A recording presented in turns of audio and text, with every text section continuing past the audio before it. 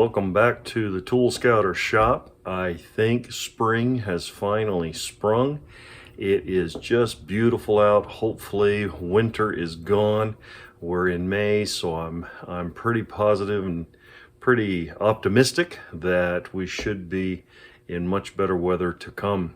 So I've got a project here that is good for spring and summer. So let me bring you down here on the workbench and let's take a closer look. Just look at this poor tool, how badly rusted it is. I want to get that all cleaned up, and just look how badly weathered this handle is. I don't know if it's salvageable, but let's jump in, let's sand this down, let's get it moisturized with some linseed oil and see if we can't save it. Might be beyond saving.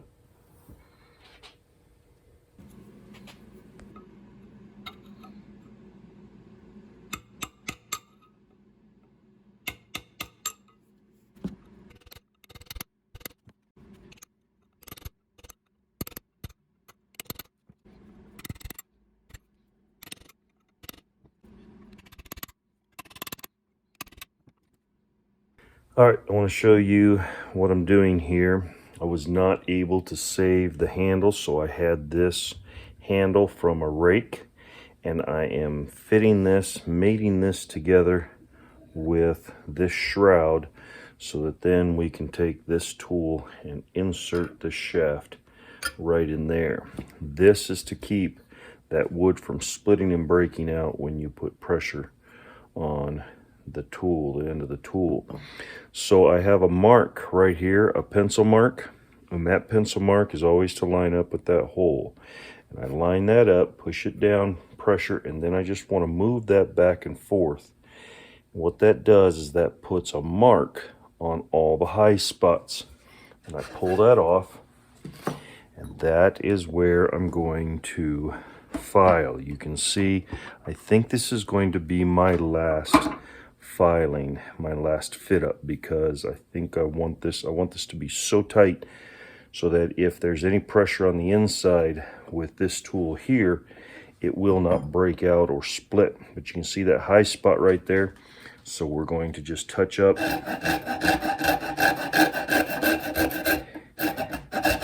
everywhere we see that it's touching. It's a mark right there. There's a mark right there. Now let's turn this some more. There's some more high spots. You can see that one right there. So we want to get rid of that.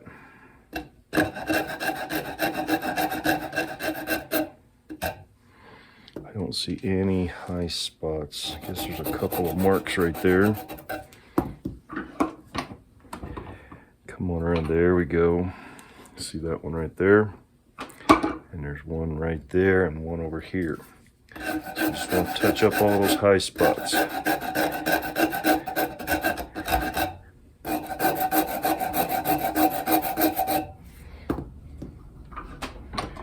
We just work our way all the way around. It's the same principle when you're fitting the axe head, hanging a head of an axe onto a handle.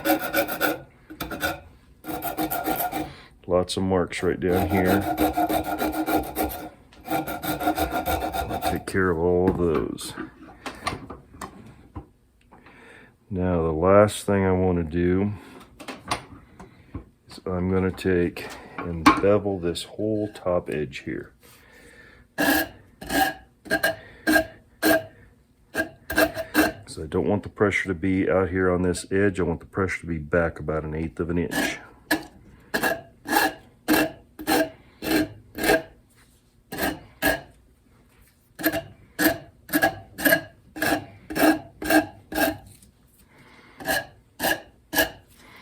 Alright, I think we're ready to take, and we're going to force this because we want it tight. Alright, you can see I've got the line right there, the mark. I've got that lined up. It just has about 1/4 of an inch to go, and it should be on there good and tight. I'm going to take this block and put it on the ground so that this will be butted into that wood. And then we'll take our mallet, we'll drive that on.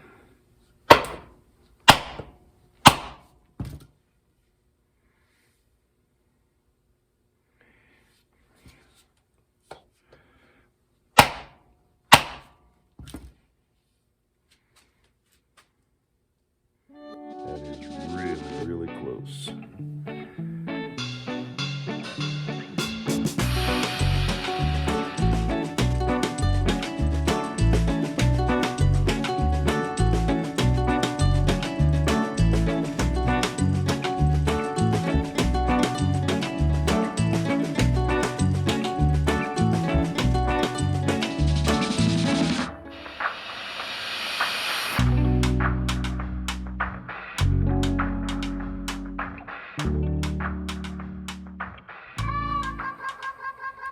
All right, I think we've got this all set up here. Got this block of wood down here. We'll put our tool tip right there. I know how deep I want it to go is right, I think it's right there, isn't it? Yeah, it's right there. So we'll line this up. Set this up like this. Put this up here like this and hope this dries easy enough that it doesn't break these tips.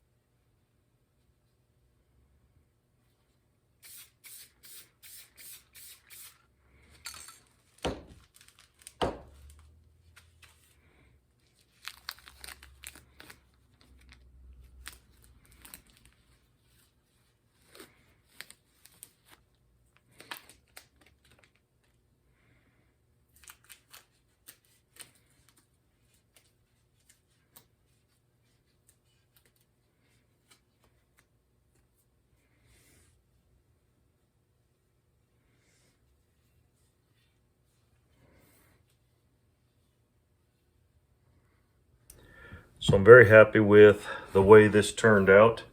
I had this was the handle that was on it, and I tried to sand it and it was just coming apart. You just tell it was dry rotted. Big, huge cracks here in the handle. I dunked it in linseed oil and it just didn't seem to help. And I tell you what, I beat and beat and beat trying to get this shroud off of here, and it would not come off. I don't know what was holding it. So I ended up cutting the handle off here and drilling a hole in the underside, and with a punching out the tip of the tool here. And then I ended up taking this and throwing it in my fireplace and burning the wood out of there. Cleaned it all up really, really well, and then gave it a paint job. And then I had this rake. This here is the end of, it was a handle for a rake.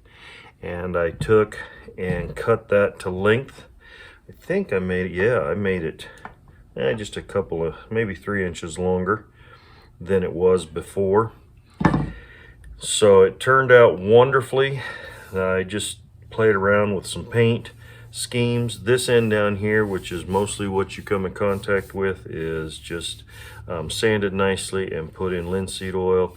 I know one of my viewers was teasing me about how linseed oil and a little sandpaper would fix anything, but yes, I am a big fan of the linseed oil. So right there's the center. Come back, get that tap root, cut it.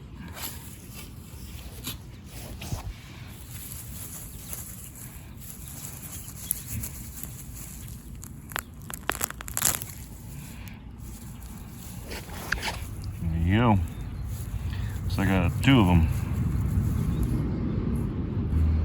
Alright, the end of the tool gets all muddy, and dirty, and rusty. Will rust if it's not taken care of.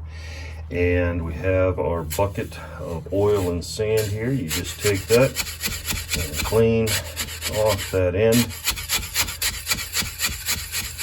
If you haven't seen that video, I will put it in the description.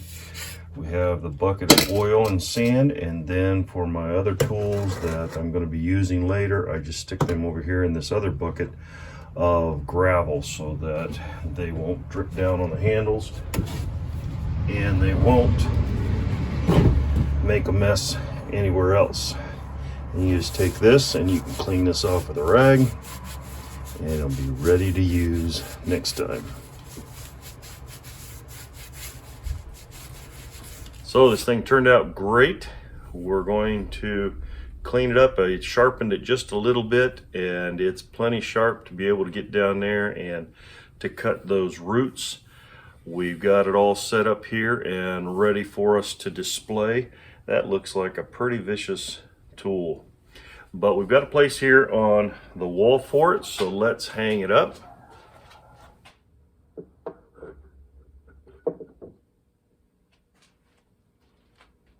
So I want to thank you, the viewers, for stopping by. I don't take your time for granted. I do my very best to provide content that is worthy of your time, and it's great to be able to share these old tools with you. Thank you so much for being here, and look forward to seeing you on the next video. Have a great day and God bless.